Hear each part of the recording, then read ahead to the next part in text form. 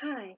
So we're here again talking about self-development, and in my previous video I talked about the importance of building self-belief. Well, building self-belief can be such a big subject, and we're not all the same, so what works for one doesn't necessarily work that simply for another. So yesterday I talked about the importance of getting in contact with that negative voice that keeps going, I can't, and responding to it and going, actually, yes, I can. Yeah. So let's move on from that. What else can we do? Well, let's think about our weaknesses. Yeah. What are your weaknesses? Well, one of mine, I'm very embarrassed to say, is that I'm very untidy.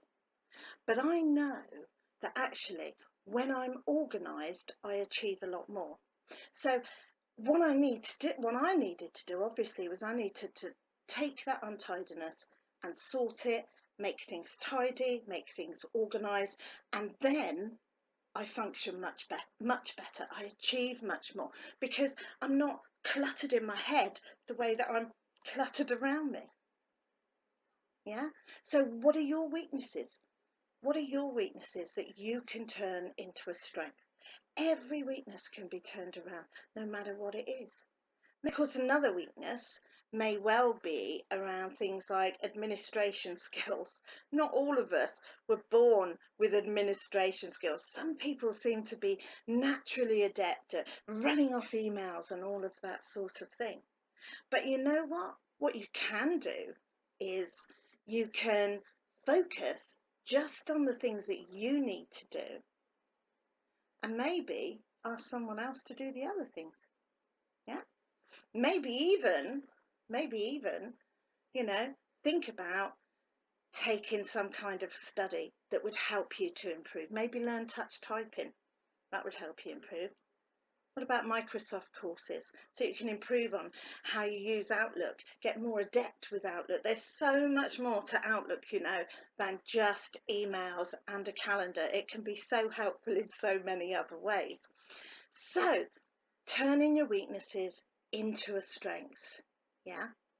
Really, really good way of developing better self-esteem, better self-belief, because then you can go, actually, um, I know I haven't done this before, but actually, do you know what? I have improved my administration skills, so I think I could do that now.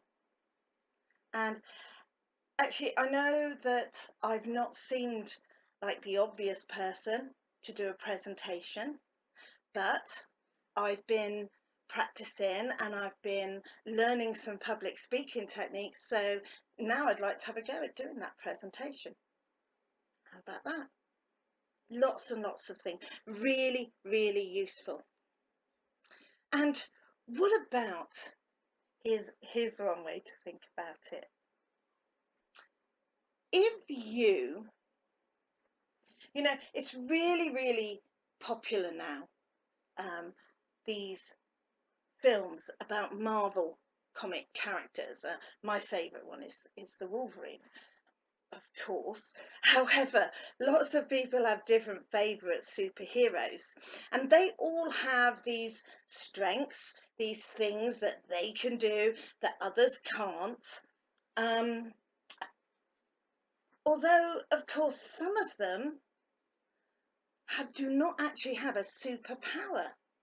Some of them, like Iron Man, had the intelligence and the money to create a particular suit that would keep him safe, would enable him to fly, enables him to be able to see things. But it's all about the machinery, isn't it?